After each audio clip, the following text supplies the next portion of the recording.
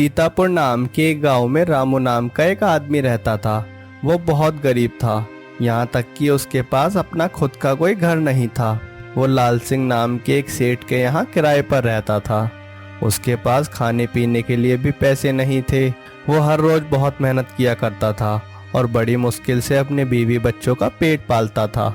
ऐसे ही एक दिन उसकी पत्नी उससे कहती है, अजी सुनते हो, आप बाजार से आओगे तो सब्जियां लेते आना, घर में खाने के लिए कुछ भी नहीं है। अब रामू सोच में पड़ जाता है क्योंकि उसकी जेब में सिर्फ 20 रुपए थे और वो सोचते सोचते घर से बाहर निकल जाता है और बाजार में जाकर खड़ा हो जाता है। उसके पास पैसे ना होने के कारण वो सब्जी भी नहीं खरीद पाता और वहाँ से काम के लिए निकल जाता है और शाम को काम से लौटते वक्त गांव के एक हैंडपंप के पास खड़ा होकर सोचने लगता है, रात को अगर देर से घर चला जाऊं तो मेरा बेटा कुछ ना कुछ खाकर सो जाएगा और कुछ घर ले जाने की मुझे चिंता भी नहीं होगी।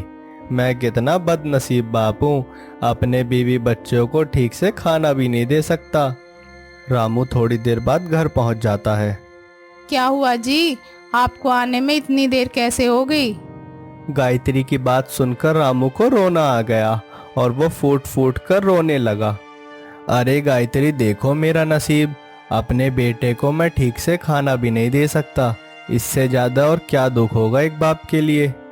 अजी आप ऐसा क्यों सोचते हैं? शुभ शुभ सोचिए ना, सब कुछ ठीक हो जाएगा।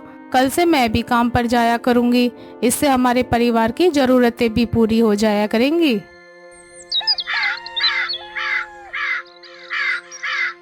सुबह जैसे ही गायत्री और रामू काम पर जाने वाले होते हैं तभी वहां लाल सिंह आ जाता है और मकान के किराए को लेकर रामू को ताने मारने लगता है।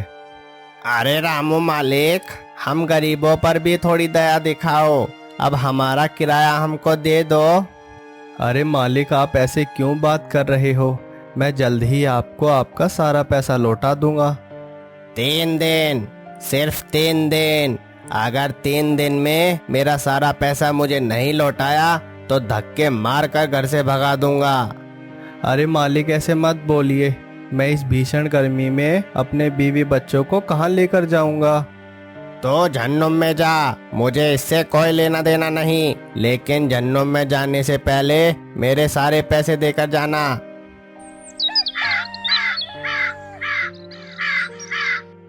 लाल सिंह के इतने ताने सुनने के बाद रामू और गायत्री खेत में काम करने के लिए निकल जाते हैं। वो दोनों दिन भर खेत में काम करते हैं और रात को थके हुए घर लौटकर वापस आते हैं। अजी आज मुझे दिन भर काम करके 30 रुपए मिले हैं, इससे हमारे घर का खर्चा भी चल जाएगा। आपको अब ज्यादा सोचने की जरूरत नहीं है, अब आप अपने बेटे की सारी चीजें ला सकते हो। गायत्री, मैं क्या करूं? मुझे तुमसे पैसे लेने पड़ रहे हैं, लेकिन गायत्री, हम पर मकान मालिक का पूरा 500 रुपये का कर्ज है और हमें कल ये मकान खाली करना होगा। इतनी गर्मी हो रही है, हम लोग कहाँ पर रहेंगे?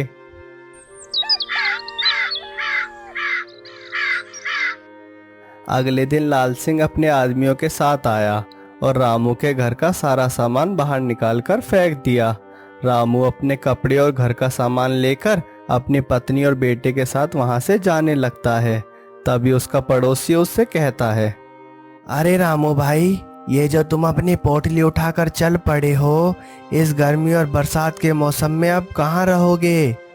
सुरेश भाई, कहीं तो ठिकाना ढूंढना पड़ेगा ना, अब हाथ पे हाथ रखकर तो बैठ नहीं सकता। रामू भाई, एक काम करो, मेरे घर के पीछे सरपंच जी ने कबाड़ रखने के लिए एक कमरा बनवाया हुआ है, हम उसे ज्यादा इस्तेमाल नहीं करते, तुम चाहो तो कुछ दिन तक उसमें रह सकते हो।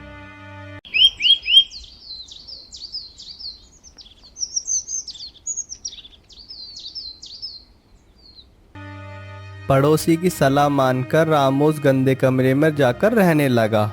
उस छोटे से कमरे में गायत्री और उसका बेटा बहुत मुश्किल से रह रहे थे और रामू बाहर ही खड़ा होकर उन्हें देख देख कर बहुत दुखी होता था।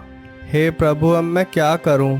अपने बच्चे को इतनी गर्मी में इस गंदे कमरे में कब तक रखूंगा?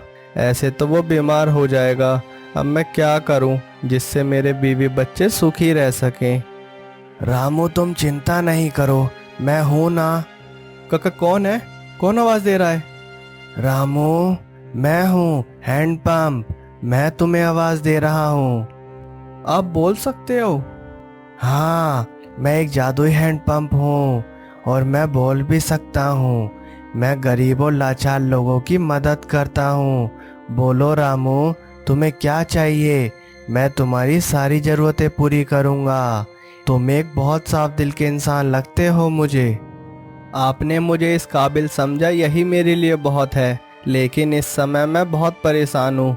मेरे पास अपने बीवी बच्चों को रखने के लिए घर तक नहीं है। मेरा छोटा सा लड़का ना जाने कैसे अपनी माँ के साथ उस गंदे से कबाड़ के कमरे के अंदर गर्मी में अपना दिन गुजारता है। रामू, तुम परेशान मत हो। तुम इधर आओ और मेरे हैंडपंप को जोर जोर से चलाओ। ऐसा करने से तुम्हें बहुत मदद मिलेगी। रामू हैंडपंप को जोर जोर से चलाने लगता है। तभी उस हैंडपंप से नरम नरम और ताजे ताजे बैगन बाहर आने लगते हैं। रामू हैरानी से वो सब देखता है और कहता है, हे जादुई हैंडपंप, आपने मुझे मदद के नाम पर ये बैगन क्यों दिए हैं? मैं इनका क्या करूं? रामू, तुम वाकई में बहुत भोले हो। तुम थोड़ी देर और मेरे हैंडपंप को चलाओ और बहुत से बैगन निकाल कर इन्हें बाजार में बेचकर वापस मेरे पास आओ। रामू कुछ देर हैंडपंप चलाता है और बहुत सारे बैगन निकाल लेता है। अगले दिन रामू सभी बैगन को एक ठेले पर सजाकर बाजार में उन्हें बेचने के लिए निकल जाता है। रामू बाजार में जाकर जोर जोर से आवाज लगाना शुरू कर देता है, ताजे ताजे मुलायम मुलायम बैगन ले लो, ताजे ताजे बैगन, आ जाओ ले लो, मुलायम मुलायम ताजे ताजे बैगन। आधे दिन में ही रामू सारे बैगन बाजार में बेचकर बहुत सारे पैसे कमा कर लाता है और वापस आकर जादुई हैंडपंप का धन्यवाद करता है। हे जादुई हैंडपंप, तुम्हारा बहुत बहुत शुक्रिया। तुम्हारी वजह से आज मेरा बच्चा पेट भरकर खाना खाएगा और मेरी बीवी बिना रोए सोएगी। कोई बात नहीं रामू, अब तुम हर रोज ऐसे ही मुझसे बैगन निकालकर बाजार में बेचना और खुशी खुशी रहना। फिर रामू वहाँ से घर के लिए निकल जाता है और घर जाने से पहले वह बाजार जाता है। घर का कुछ जरूरत का सामान और अपने बेटे के लिए एक खिलौना खरीदता है और घर आकर सारा सामान अपने बीवी बच्चों को दिखाता है। पिताजी, आप ये सारा सामान मेरे लिए लाए हैं? हाँ मेरे बच्चे, तुम्हें ये गुड़िया पसंद थी ना, इसलिए मैं ले आया।